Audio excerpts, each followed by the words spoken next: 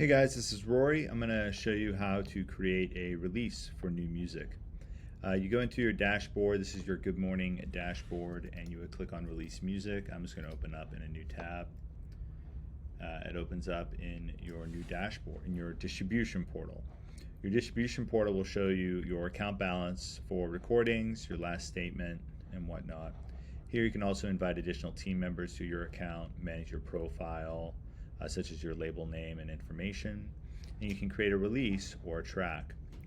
So the difference between a release and a release could be a single, an EP, or an album. So it could contain one track or multiple tracks on one release. And a track can exist on a single by itself, but also on an EP or an album. So a track can be on multiple releases, and a release can be for one or more tracks. I hope that makes clear sense.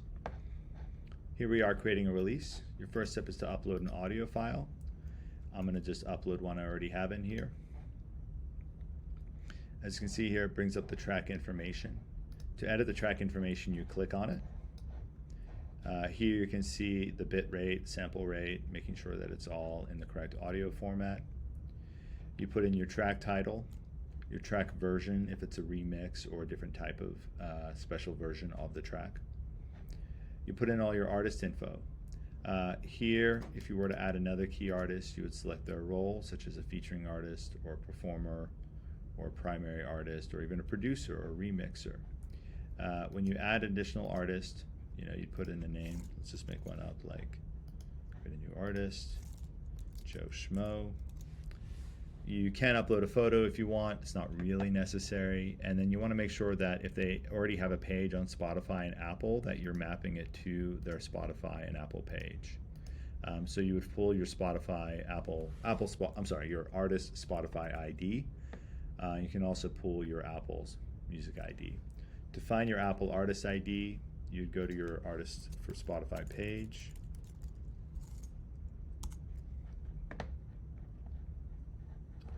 Let's just go to an artist here, G1. Copy link to artist, go back to the tab, and then you delete everything after artist / or before that, and then delete everything after the question mark, and you've got your Spotify ID. Apple Music is much easier. On Apple Music, you just copy and paste the URL, and it's just the final code that's in the URL. That's how you add a primary artist or a featured artist to the track. You select the both primary genre and the secondary genre. The label's already built in. You select the preview and clip start time. This is also the start time that will start the song on TikTok and Instagram as well.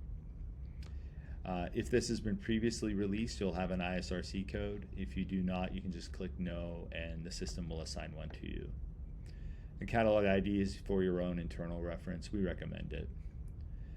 Copyright, so this is if this is an original song or in public domain. Obviously, if it's public domain, there is no copyright. For original songs, you would just put in the year and the copyright name, what language for the lyrics or instrumental, if it's explicit or not explicit, and then you add your lyrics here. We recommend adding your lyrics. They will get distributed to a number of DSPs by doing this. And then you also want to add your publishing information here. So your writer and your composer would be added right here as well. Going back to the release page, so again, that was creating a track which is going to exist on this single, this release. You upload cover art here. So let's just choose one for fun.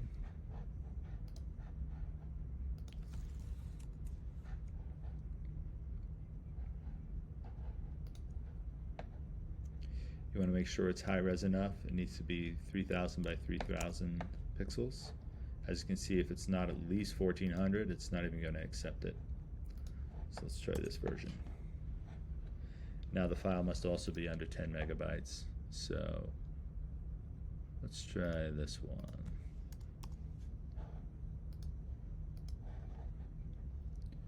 It works. And remember the tips here. DSPs have their own rules around what should be on their artwork, and they won't accept everything. Here you can either pull from your metadata on your track to pull into the release information, or you can retype it in. I'm just going to retype it in. So you want to make sure that it matches the track title if it's a single. So in this case it's Illuminati.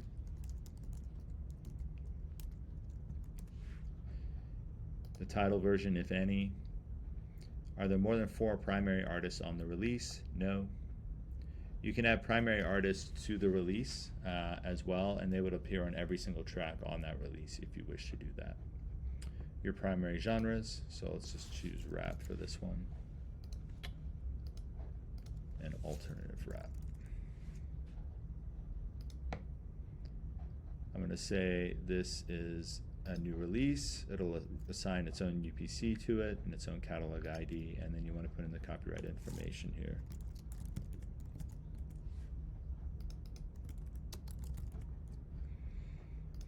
Click create. Oh, looks like we missed something.